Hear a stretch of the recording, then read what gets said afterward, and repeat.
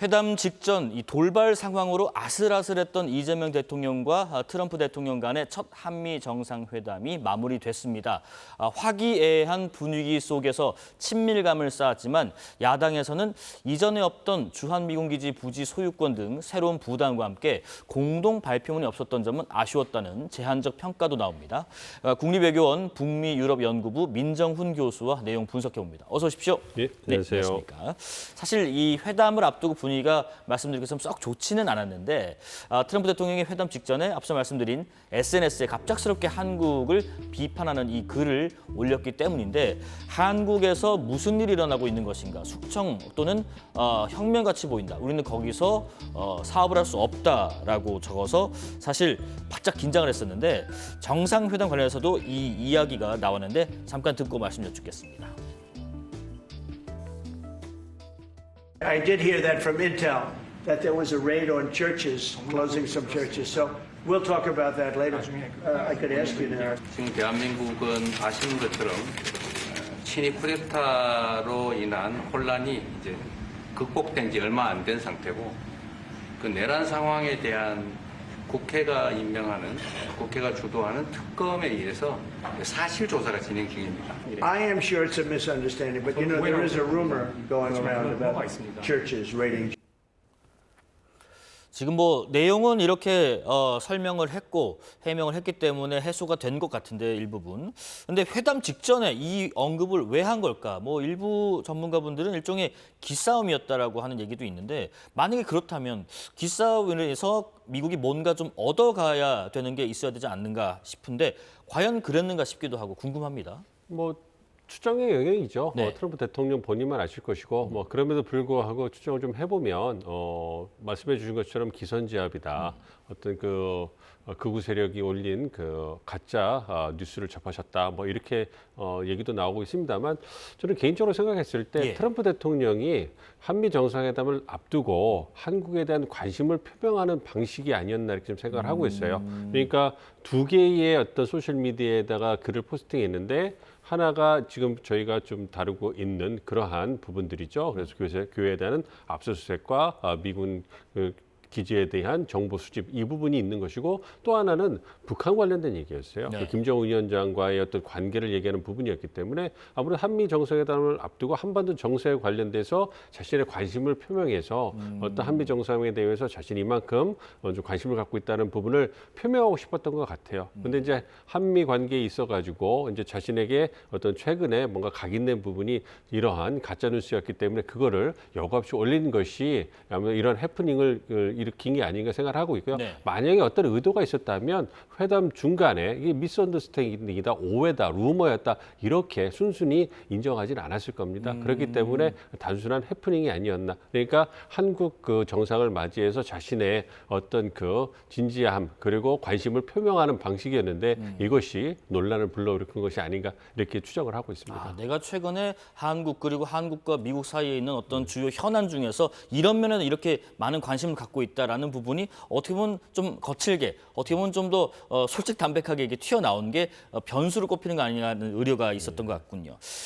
그런데 그런 얘기 또 있습니다. 강훈식 비서실장까지 지금 대통령실 3실장이 모두 미국에 갔었는데 특히 강 비서실장이 간 이유, 양국 비서실장 간의 한라인 구축을 위해서라는 설명이 정부에서 있었는데 그런데 이런 얘기가 있습니다. 특히 미국의 이제 마가 세력 쪽에서 이 대통령을 반미 공산주의자랄지 이렇게 비난하는 주장을 좀 차단하기 위해서 빨리 넘어갔다라는 전언도 있는데 근데 이번 문제가 말씀 나눈 것처럼 해프닝 비교적 무난하게 넘어가긴 했습니다만은 한국의 어떤 강성 보수와 미국의 마가 세력 사이에 연계가 되고 그 마가 세력이 트럼프 대통령에게 영향을 미치는 부분이 있는 것인가? 그렇다면 우리가 향후에도 이런 부분을 변수로 좀 생각해두고 신경을 써야 하는가 하는 궁금증이 듭니다.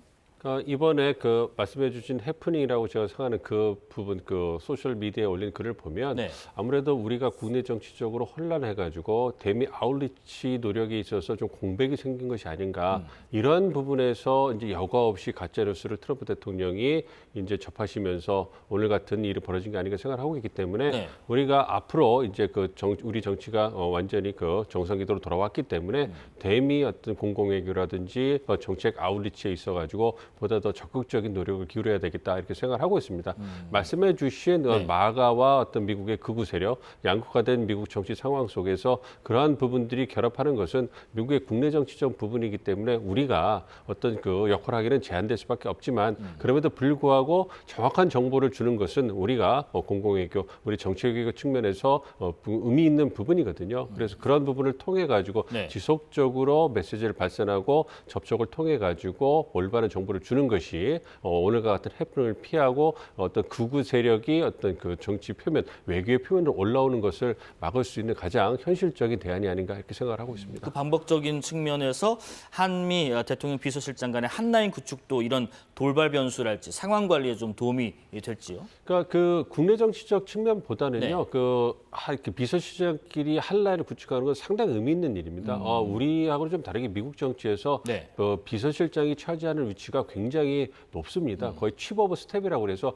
모든 그러한 직원들의 최고봉이거든요. 그렇기 때문에 모든 그 백악관에 일어난 일을 모두 다 그 관할하는 그런 분이시기 때문에 비서실장 간에 이러한 그 한라인이 구축된다는 것은 어떤 한미 간의 현안이 있을 때 바로 대통령한테 직보할 수 있는 그렇죠. 최단의 어떤 그러한 직보 시스템을 갖추는 거거든요. 과거 우리 그 정부에서도 안보실장을 중심으로 해가지고 그러한 한라인이 구축된 적은 있었습니다만 비서실장이 중심이 돼서 한라인을 구축하는 것은 이번에 거의 처음이기 때문에 굉장히 의미가 있는 것이죠. 사실 다시 말씀드리지만 우리 비서실장께서 미국 내 국내 정치적인 부분에 대해서 뭔가 역할을 하는 것은 이건 내정 간섭의 그 가능성이 있고 우려가 있기 때문에 쉽지 않은 부분입니다. 외교안보 측면, 경제통상 부분에서 한미 관계가 상당히 중대한 도전과 과제를 갖고 있기 때문에 그런 중대성을 고려해서 비서실장이 중심이 돼서 보다 탄력적이고 신속하게 의견을 공유하고 협력할 수 있는 토대를 만드는 것이다. 이런 그 측면에서 상당한 의미가 있는 것이다. 이렇게 보고 있습니다. 상당한 의미를 갖는 부분,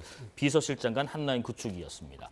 트럼프 대통령이 또 가장 받고 싶어하는 것 중에 하나가 노벨 평화상일 것 같은데 그 점을 의식했을까요? 이재명 대통령은 북한 김정은 위원장 얘기를 꺼내면서 트럼프 대통령을 추켜 세웠습니다. 그 장면 보겠습니다. 김정은과도 만나시고 북한에 트럼프 월드도 하나 지어서 거기서 저도 골프도 칠 수 있게 해주시고 그래서 전 세계가 인정하는 정말 세계사적인 평화의 메이커로서의 역할을 꼭 해주시기를 기대합니다. 대통령께서 미국 정치에서 잠깐 물러서 있는 그 사이에 사실은 북한의 미사일도 많이 개발됐고 핵폭탄도 많이 늘어났고 진척된 것도 없이 한반도 상황은 정말로 많이 나빠졌죠. And they wouldn't have done that. They would not have done that if I were president. 대통령께서 피스메이커를 하시면 저는 페이스메이커로 열심히 지원하겠습니다. 피스메이커, 페이스메이커가 되겠다. 이렇게 각각 얘기를 했는데 지금 과거에 그런데 우리가 이른바 하노이 노딜이라는 것을 경험을 해봤기 때문에 미국과 북한 간의 이 대화 조금 더 신중하게 접근을 할 것 같은데 아직 북한의 반응은 없는 상태고요. 미국과 북한 간의 대화 가능성 그리고 그 촉매제로 과연 제안한 것처럼 이번 에이펙 정상회의가 역할을 할 수 있을까? 어떻게 전망하시는지요? 가능성이 충분하죠. 그것의 선결 조건으로서 러시아 우크라이나 전쟁에서 러시아가 보다 우위를 가지고 빠져나오는 게 필요해요. 왜냐하면 북한의 경우에는 러시아와의 협력을 통해 가지고 생존을 하고 있기 때문에 러시아와의 관계가 중요합니다.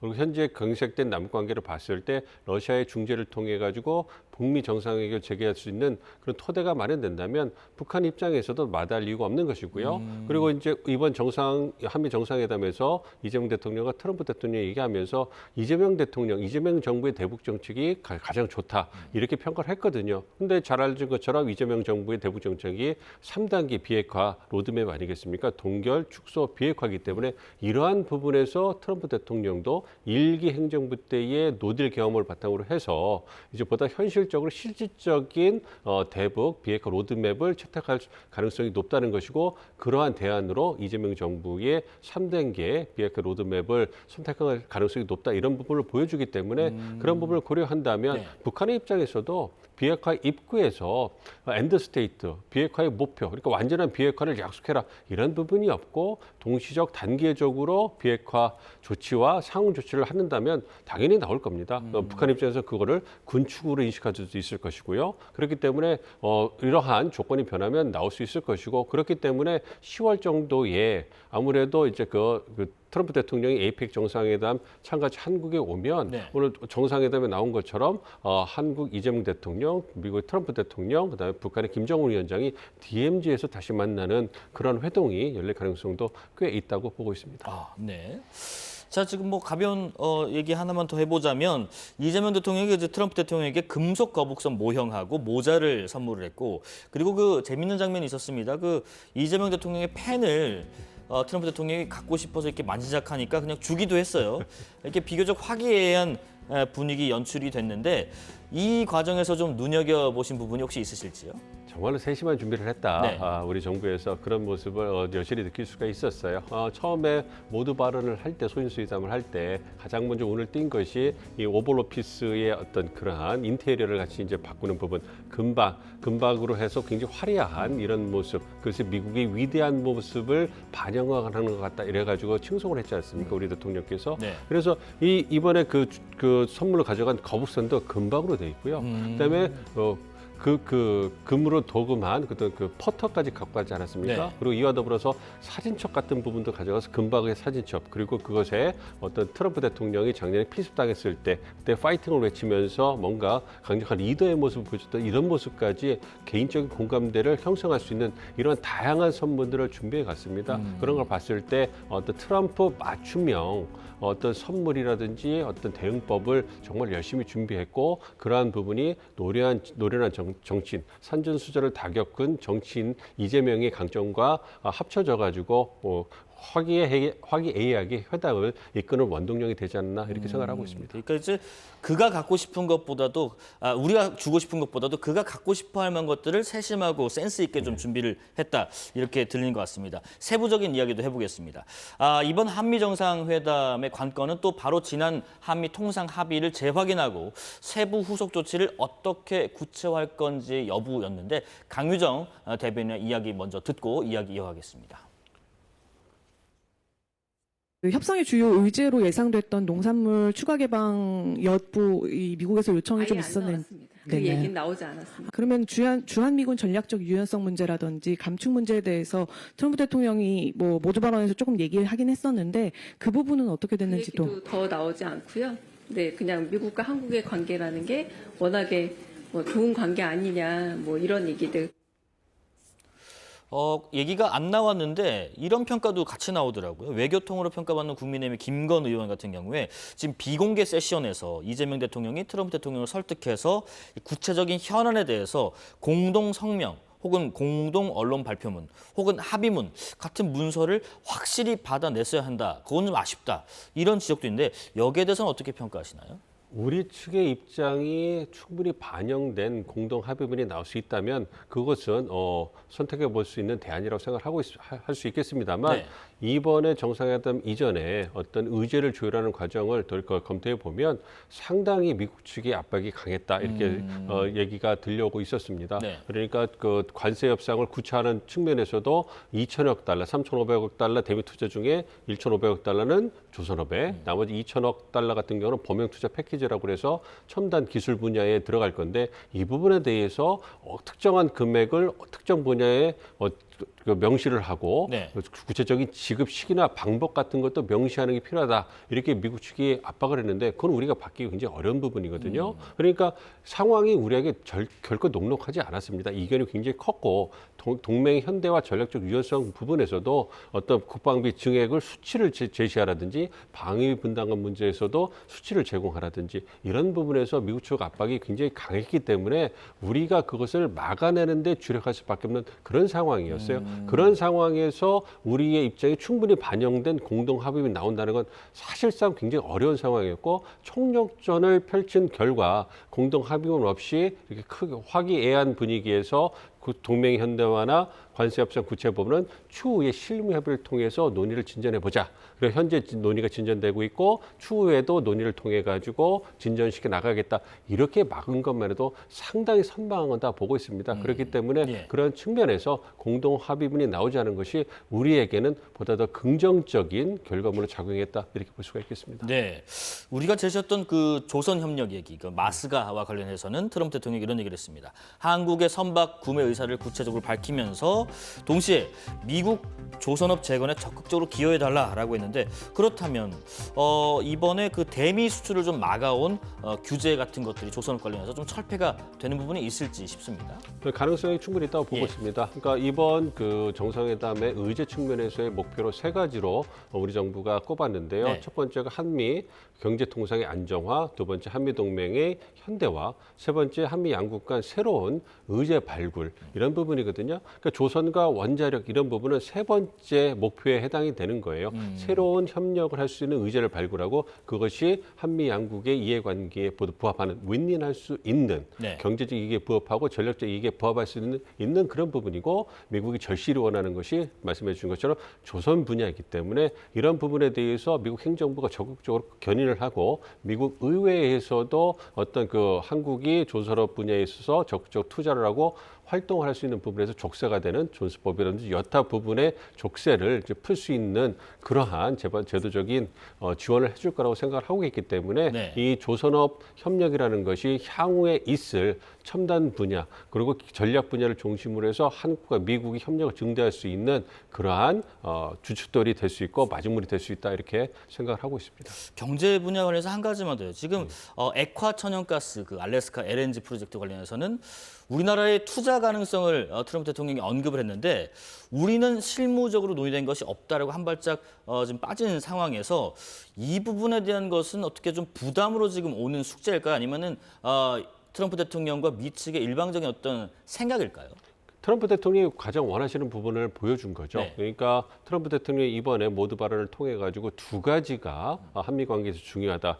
첫 번째가 말씀해준 조선업이라든지 이런 부분에서 전략적 협력이 필요하고 두 번째가 이제 그 미국산 어떤 제품을 구매하는 부분 그것이 방산 무기 구매와 더불어서 에너지 구매거든요. 네. 에너지 구매를 늘리는 것과 더불어서 알래스카 LNG 프로젝트 같은 경우에는 알래스카 자체 수급뿐만 아니라 어떤 에너지 지배력을 동아시아에 발휘하기 위해서 꼭 필요한 게 알래스카 LNG 프로젝트고 거기에 한국, 일본, 대만이 참여해 주기를 트럼프 대통령이 간절히 바라고 있거든요. 네. 그러한 부분에서 희망사항을 표명하고 생각을 하고 있고 우리 정부는 아직까지 실사까지는 가지 않았기 때문에 신중한 입장을 보여주고 있습니다만 추후에 실무 협의를 통해 가지고 진전이 이루어지고 최종 결정을 하지 않을까 생각을 하고 있습니다. 어쨌든 에너지 분야는 트럼프 행정부가 굉장히 중시하면서 어떤 적극적으로 장려하고 있는 부분이기 때문에 우리 입장에 있어도 어떤 한미 협력을 늘리고 신뢰를 증대시키기 위해서 에너지 분야를 적극적 활용하는 것은 필요하다 이렇게 보고 있습니다. 예,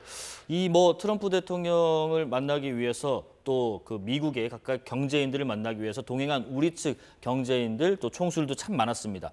투자, 협력 확대 이런 한미 경제인 간의 대화도 있었습니다만은 기존의 그 양국 관세 협상 결과를 좀 재확인했을 뿐이고 반도체 품목 관세나 반도체 기업 지분 인수 같은 것들에 대한 추가 논의 여부는 공개가 되지 않았는데 이 부분은 어떻게 평가하시나요? 좀 지켜봐야 될 것 같습니다. 이번 정상회담에서 가장 그 중점이 됐던 부분은 이제 3,500억 달러 부분을 어떻게 구체화할 것이냐. 네. 그래서 2,000억 달러 부분에서의 어떤 구체적인 어떤 진전을 보이는 게 중요했는데 이 부분에서 우리가 선방을 했고요. 그렇기 때문에 반도체 분야라든지 품목별 관세 부분까지는 논의가 진전되지 않았고 이것은 양자 협상에서 다루는 것은 좀 무리가 있습니다. 품목 관세는 한국과 미국의 어떤 그 관계에만 국한된 것이 아니기 때문에 그것을 양자관계에서 다루는 것은 우리에게 불편하고 부담이 될 수밖에 없기 때문에 그것은 우리의 의제가 양자 의제가 아닌 것이죠. 그래서 그런 품목별 관세를 관련된 부분이니까 미국 행정부가 다루도록 하고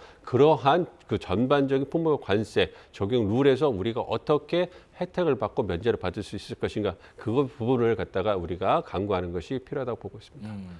지금 트럼프 대통령이 취재진에게 중국 방문 여부에 대한 구체적인 계획을 질문을 받았는데 같이 중국을 가겠냐라고 이재명 대통령에게 농담을 건네기도 했죠. 근데 미중 관계에서 우리는 앞으로 어떤 외교 전략을 펼쳐야 할지 싶은데 이재명 대통령이 그런 언급을 했습니다. 과거처럼 안미 경중, 안보는 미국, 경제는 중국 이런 태도를 취할 수는 없는 상황이 됐다. 이 말은 무슨 뜻일까요? 그러니까 안보 상황이 그 한반도를 둘러싼 안보 상황이 변하고 있기 때문에 더 이상 안미 경쟁, 안보는 미국, 그 경제는 중국해서 균형을 할 수 있는 상황이 아니다. 네. 그러니까 여전히 안보는 미국과 하고 있고요. 그리고 하드 시큐리티라는 전통 안보는 미국과 하고 있는 것이고 중국은 대안이 될 수 없습니다. 그 부분은 분명하고요. 대신에 경제 부분을 어떻게 운영할 것이냐. 근데 잘 아시는 것처럼 기술 패권 전쟁이 미국과 중국 간에 벌어지고 있고 어떤 원천 기술과 자본력을 가지고서 어떤 그런 첨단 기술 분야를 이끌고 있는 국가가 미국입니다. 그래서 우리도 이제 그 대미 외교, 그다음에 또 통상 외교를 통해 가지고 우리의 경제적 이익, 미래 성장 동력을 확보하기 위해서는 미국과 함께하는 것이 절실하고 불가피하거든요. 네. 그런 부분에 대해서 중국도 이해를 하고 있기 때문에 그런 측면을 봤을 때 경제는 중국, 그러한 그 공식이 통하지 않는 거죠. 경제는 세계 이렇게 보고 있기 때문에 그러한 부분에 대해서 이재명 대통령께서 짚어주신 거라고 보고 있고 네. 기본적으로 우리의 정책은 미국의 기본 정책과 함께 갈 수밖에 없을 것이다. 이런 부분을 CSIS 연설에서 분명히 하셨기 때문에 그러한 부분에서 우리의 어떤 외교 정책의 방향성이 굳건한 한미 동맹을 토대로 한미일 협력을 강화해 나가겠다. 이런 부분을 다시 한번 재확인하는 것이다 생각하고 있습니다. 이런 네. 부분이 중국이 다소 불편할 수 있겠습니다만 이건 변화되는 환경에 따라서 우리의 국익을 지키기 위한 우리의 선택이기 때문에 그 자체로 존중을 받아야 된다. 이렇게 생각을 하고 있습니다. 네. 자, 그런데 트럼프 대통령이 또 이런 새로운 목소리를 내기도 했습니다. 주한 미군 기지 부지를 소유권, 가질 수 있는지 살펴보겠다고 했는데 관련 발언 들어보겠습니다. But we gave you land. I said, no, you didn't. You lease us land. There's a big difference between giving and leasing. And maybe one of the things I'd like to do is ask them to give us ownership of the land where we have the big fort. You know, we spent a lot of money building a fort. And there was a contribution made by South Korea. But I would like to see if we could get rid of the lease and get ownership of the land where we have a massive military base. 지금 이제 이 부분은 사실 여러 전문가들 그렇게 예상하지 못한 어떤 발언이 나왔다 보니까 위성락 국가안보실장이 이렇게 대답을 했습니다. 지금 미군 부지가 소유권을 주고받는 개념이 아니다라고 밝혔는데 자, 그럼 이번 회담에서 주한미군 관련 현안 논의도 없었다고 지금 나온 상황에서 주한미군 부지의 소유권 개념에 대한 언급, 임대차 계약을 없애고 소유권을 가질 수 있는지 살펴볼 것이다. 이 발언이 나온 배경은 뭐라고 짐작하시나요? 여전히 추정의 영역이긴 하고 저도 네. 굉장히 당혹스럽긴 합니다만 어쨌든 트럼프 대통령이 그린랜드라든지 파나마 운하 이 부분을 통해서 미국의 어떤 전략적 이익을 고려해서 굉장히 그 부분을 이제 획득하고 싶은 이런 의도를 여과 없이 보여줬잖아요. 예. 그러니까 트럼프 대통령이 봤을 때 미국의 전략적 이익이라든지 경제적 이익에 부합하는 그러한 굉장히 매력적인 것이라면 어떠한 그러한 그 법적 제도적인 그러한 제약을 뛰어넘어서 가져오고 싶다라는 그런 팽창주의적인 그런 의도를 보여준 그런 발로라고 보고 있거든요. 그런 측면에서 주한미군 그 자체 그리고 어떤 주한미군 부지가 갖고 있는 전략적 중요성, 경제적 중요성을 고려했을 때 굉장히 그것이 값어치가 있다고 생각을 했기 때문에 이러한 부분에서 미국이 소유하고 싶다라는 어떤 그런 그 입장을 반영한 것이 아닌가 생각을 하고 있습니다. 네. 현실적으로 가능성은 없습니다만 어쨌든 주한미군에 대한 주한미군 부지에 대한 트럼프 대통령 인식이 어떻게 보면 긍정적으로 볼 수 있거든요. 그렇기 때문에 현재 동맹의 현대 측면에서 주한미군의 규모 감축이나 역할 조정 부분에 있어서 많은 우려가 있는데 이러한 우려를 다소 부식시킬 수 있는 긍정적인 측면도 있다 생각을 하고 있습니다. 자, 그리고 이 대통령이 이제 한미 정상회담 직후에 미국 워싱턴 DC의 싱크탱크인 전략국제문제연구소에서 국방비를 증액하겠다고 공식화했더라고요. 지금 한미 동맹 현대화 말씀하신 그 이슈 중에 쟁점인 뭐 주한미군 규모랄지 역할 변화랄지 유연성 확대랄지 뭐 이런 것보다는 국방비 증액이 우리 입장에서는 좀 수용하기 용이한 선택지였다. 이런 판단에서 이런 언급을 한 것도 있을까요? 큰 틀에서 우리 측이 이해하고 있는 전략적 유연성을 미래형 전략화라는 개념으로 이제 다시 재정립하는 과정에서 나온 얘기라고 생각하고 있습니다. 네. 어쨌든 주한미군의 가장 핵심적인 역할은 한반도 방위를 지키는 든든한 균형자 역할을 하는 것이고요. 여기에 더해서 지역 변화하고 있는 지역 안보의 환경을 고려했을 때 주한미군이 영내 인도태평양 지역에서 보다 안정과 번영을 위해서 기여할 부분이 있기 때문에 그런 부분도 고려한다. 그렇다면 그러한 고려를 했을 때 필요한 것은 우리 군이 한반도 방위를 위해서 보다 주도적인 역할을 해야 되는 것이고 주도적인 역할을 하기 위해서는 어떤 군사 역량을 강화해야 되지 않습니까? 군사 역량을 강화하기 위해서는 그것은 지출을 수반하기 때문에 네. 우리가 국방비 증액을 통해 가지고 어떤 보다 더 우수한 국방 무기를 획득하고 어떤 역량을 키울 수 있는 토대를 마련하는 것이거든요. 그런 측면에서 국방비 증액에 우리 정부가 힘을 쓰고 있다는 걸 보여주고 있기 때문에 이것은 한국군이 보다 주도적으로 한반도 안보 방위를 위해서 주도적 역할을 할 것이고 이것이 미래 지향적인 어떤 그 포괄적 전략 동맹으로서 서로 윈윈할 수 있는 상호 호혜적인 한미 동맹의 미래 모습이라고 우리 정부가 구정하고 이제 노력하는 부분을 이제 구체적으로 국방비 증액을 통해서 보여준 겁니다. 그래서 국방비 증액이 예. 어떤 전략적 유연성의 대안으로 보여진 것이 아니라 그러한 우리가 미래형 그 동맹으로 발전하기 위해서 주도적 역할을 한반도 방위에서 주도적 역할을 확대하는 그 방향성이 있어서 국방비 중앙은 불필요하고 꼭 필요한 부분이기 때문에 이 부분을 강조한 것이다 생각을 하고 있고요. 예. 전 세계 추세를 봐더라도 그 국제 정세가 굉장히 불안정하잖아요. 그런 측면에서 국방비 증액은 국제적인 추세이기 때문에 그런 측면에서 힘을 또 얻을 수 있을 것이다 이렇게 생각을 하고 있습니다. 이 연설 앞서서 트럼프 대통령이 회담에서 그런 얘기를 했습니다. 한국은 우리 군사 장비의 큰 구매 국가다. 해서 미국산 무기 구매를 좀 적극적으로 요구했는데 국방비 증액과 맞물려서 그렇다면 미국산 무기 도입 규모도 앞으로 좀 더 커질지 어떻게 예상하세요? 필요하다면 사야죠. 예. 그러니까 그 국방비에 증액하는 데 있어서 많은 부분이 이제 무기 획득 부분으로 들어갑니다. 그래서 어떤 첨단 무기를 구매하는 것은 우리가 판단을 했을 때 우리의 기술로 개발하는 것이 이득이 있다라고 하면 우리가 그 개발을 하는 것이고 그래서 투자를 하는 것이고 네. 그렇지 않고 무기를 사오는 것이 보다도 이게 그 부합한다고 그러면 적극적으로 사와야 되는 것이죠. 트럼프 대통령이 비트 폭격기 얘기를 했지 않습니까? 네네. 우수한 무기라고.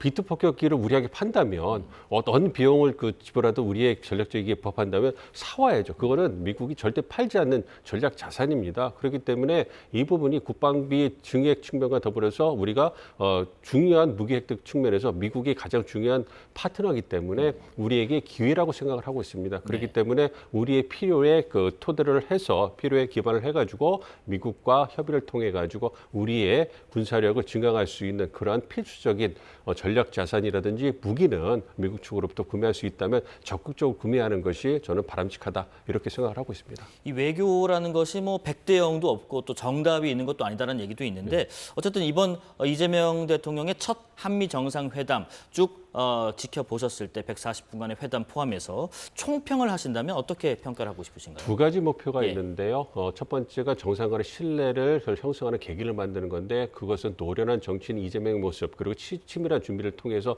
화기애애한 어떤 회담의 분위기를 이끌어갔고 그걸 통해서 개인 간의 케미를 만들 수 있는 좋은 계기가 만들어졌기 때문에 성공적이다 보고 있고요. 네. 그다음에 한미 협력을 확대하는 부분에 있어서는 세 가지 목표 말씀드렸잖아요. 한미 동맹의 현대화, 한미 경제 통상의 안정화, 세 번째 새로운 어떤 협력할 수 있는 분야를 갖다가 어떤 확보하는 부분인데 세 번째 그러한 조선 원자력 부분은 어떤 대안으로서 새로운 협력할 수 있는 부분을 만들어낸 거고요. 굉장히 민감한 부분이었던 한미 동맹 현대화와 관세 협상을 구체화하는 그 경제 통상의 안정화 부분에 있어서는 진전을 거두고 있잖아요. 상당히 민감하고 중대하기 때문에 충분한 시간을 두고 서두르지 않는 것이 우리의 이익에 부합하다고 판단을 했기 때문에 진전을 거두고 있으나 서두르지 않겠다. 그래서 추후에 실무 협의를 통해서 우리의 이익을 충분히 반영하도록 하겠다. 이러한 정책적 고려가 반영됐다고 보고 있습니다. 그렇기 때문에 전반적으로 이런 두 가지 목표를 고려해 봤을 때 이번 한미 정상회담은 성공적이다. 이렇게